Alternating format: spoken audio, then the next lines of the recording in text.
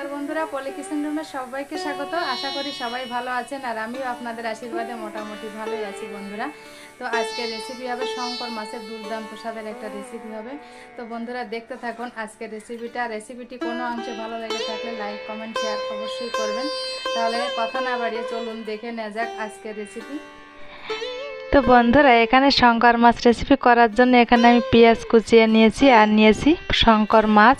এখানে 500 গ্রাম শঙ্কর মাছ আছে আর টমেটো কিছু, আদা রসুন বাটা আর কিছুটা আলু ডুমো ডুমো করে কেটে নিয়েছি। আলুটাকেও পরিষ্কার করে জল দিয়ে ধুয়ে জলটাকে ঝরিয়ে নিয়েছি। তো প্রথমে আমি এই শঙ্কর মাছে হলুদ আর লবণ দিয়ে মাছটাকে আমি ভালোভাবে মাখিয়ে নিব। তো তার জন্য আমি হলুদটা দিয়ে দিলাম। এবার আমি পরিমাণ মতো লবণটা দিয়ে দিব। লবণ আর হলুদ দিয়ে মাছটাকে আমার মাখিয়ে নিতে হবে। তো হাত দিয়ে আমি মাছটাকে ভালো করে মাখিয়ে নেব। তো মাছে কালার আসার জন্য তার জন্য আমি দিয়ে দিলাম একটু কাশ্মীরি লঙ্কার গুঁড়া। একটু কাশ্মীরি লঙ্কার গুঁড়া দিলে মাছের কালারটা কিন্তু দারুণ হয়। তো শুকনো লঙ্কা দিলে মাছটা পুড়ে যাওয়ার ভয় থাকে শুকনো লঙ্কায়, কিন্তু কাশ্মীরি লঙ্কাটা দিলে কালারটা কিন্তু দারুণ আসে। তো এটা অপশনাল, এটা আপনারা দিতেও পারেন না দিতেও পারেন। তো আমি লবণ হলুদ আর কাশ্মীরি লঙ্কা গুঁড়ো দিয়ে মাছটাকে কিন্তু ভালোভাবে মাখিয়ে নিয়েছি। এবার একটা কড়াই গরম হতে দিব। কড়াইটা কিন্তু অবশ্যই ভালো করে গরম করে নিতে হবে। আর এখানে সরিষার তেলের প্যাকেট নিয়েছি, তো প্যাকেটটাকে একটু কেটে নিব। খাঁটি সরিষার তেল দিয়েই হবে আজকের রান্না। তো দেখতে থাকুন বন্ধুরা আজকের রেসিপিটা, আমার সঙ্গে থাকুন। তো এখানে তেল দিয়ে দিলাম। কড়াইটাও বেশ ভালোভাবে গরম হয়েছে। তো কড়াইটা গরম হওয়ার পরে তেলটা দিয়ে তেলটাকেও আমি একটু ভালোভাবে গরম করে নিলাম।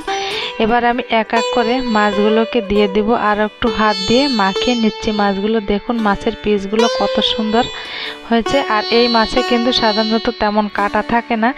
এই মাছ ছোটদের তো খুবই প্রিয় হয়, আর বয়স্করা তারাও কিন্তু কাটার সমস্যা থাকে বাছার, তাদেরও কিন্তু এই মাছ খুবই প্রিয়। অনেকে এই মাছ পছন্দ করে, আবার অনেকে এই মাছ পছন্দ করে না, অনেকে খায়ও না।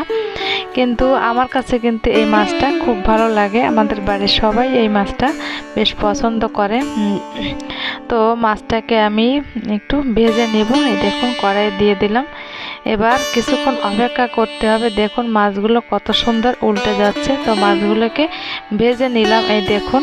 এবার আমি বাকি মাছগুলোকে ওই তেলে ভেজে নিব। তার জন্য মাছগুলোকে এক এক করে দিয়ে দিলাম। দেখুন একবারে আমি মাছগুলো সব দেইনি, ভেঙে যেতে পারে। তো এই দেখুন মাছগুলো কিন্তু সব অলরেডি আমার ভেজে নেওয়া হয়েছে। তো এবার মাছ ভাজার তেলে আমি দিয়ে দিব কেটে রাখা আলু। আলুটার জলটা আগে থেকে ঝরিয়ে রাখা হয়েছে, তো আলুটা দিয়ে দিলাম। তো আলুটাকেও এই মাছ ভাজার তেলে আমি একটু ভেজে নিব।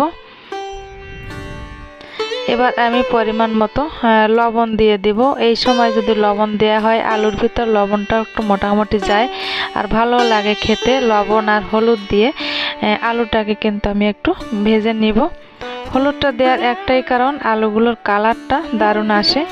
তো এই দেখুন আলুগুলো কিন্তু আমি কথা বলতে বলতে আলুগুলোকে ভেজে নিয়েছি। আবার একটু তেল দিয়ে দিলাম ফোড়নের জন্য। তো এখানে আমি জিরা দিয়ে দিলাম, গোটা জিরা।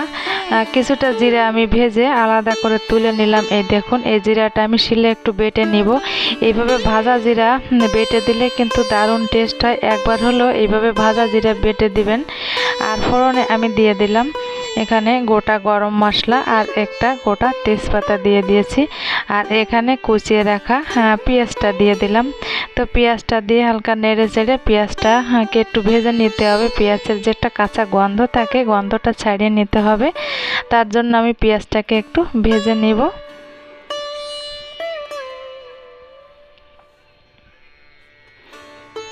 তো এবার পেঁয়াজটা নরম হওয়ার জন্য আমি সামান্য একটু লবণ দিয়ে দিলাম। এই দেখুন লবণ দিয়ে পেঁয়াজটাকে নেড়ে চেড়ে একটু হালকা ভেজে নিলাম।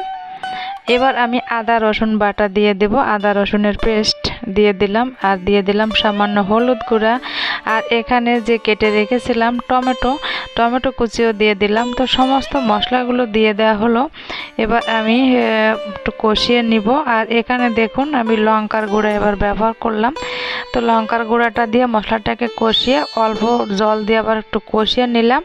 এবার আমি দিয়ে দিলাম এই দেখুন ধনে আর জিরাটাকে আমি বেটে নিয়েছিলাম, ধনে জিরে বাটা।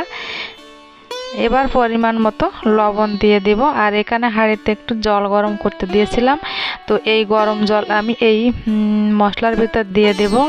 তো গরম জলটা দিলে কিন্তু স্বাদটা আরও বেড়ে যায়। তো গরম জলটা দেওয়ার পরে আবারও আমি একটু ফুটিয়ে নিয়েছিলাম, 5 থেকে 6 মিনিটের মতন ফুটিয়ে নিয়েছি ভালোভাবে। জলটা ফুটে উঠেছে দেখুন বন্ধুরা। এবার আমি ভেজে রাখা আলু আর মাছগুলোকে দিয়ে দেব। তো এই দেখুন এক এক করে আমি আলু আর মাছগুলোকে দিয়ে আরও খানিকক্ষণ একটু জ্বালিয়ে নিব। তো আলু আর মাছগুলোকে দিয়ে আমি একটু ঢাকা দিয়ে দিব, ঢাকনা দিয়ে ঢাকা দিয়ে দেব। তো ঢাকা দিয়ে দিলাম। আমার কিন্তু একদম রেডি বন্ধুরা। এই দেখুন আমি একটা প্লেটে সার্ভ করে নিচ্ছি শঙ্কর মাছের রেসিপি। তো বন্ধুরা আমার এই রেসিপিটি কেমন লাগলো অবশ্যই কিন্তু কমেন্ট বক্সে জানাবেন আমার এই রেসিপিটি কেমন হয়েছে। আর খুব বেশি যদি একটু ভালো লেগে থাকে তো বন্ধুরা আমার চ্যানেলটি পাশে থেকে যাবেন। আমার এই ছোট চ্যানেলের পাশে আপনাদের একান্তই দরকার। তো পাশে থাকবেন বন্ধুরা, আর আমিও আপনাদের পাশে আছি। তো এই দেখুন কথা বলতে বলতে আমি একটা প্লেটে কিন্তু শঙ্কর মাছটা নামিয়ে নিলাম। তো আগে নামিয়েছিলাম তখন দেখুন কালারটা, আর একটু ঢেকে রেখেছিলাম তখন, এখন দেখুন একটু কালারটা কেমন হয়েছে। তো বন্ধুরা ভালো থাকবেন, সুস্থ থাকবেন, দেখা হবে অন্য কোনো নতুন ভিডিওয়। টাটা।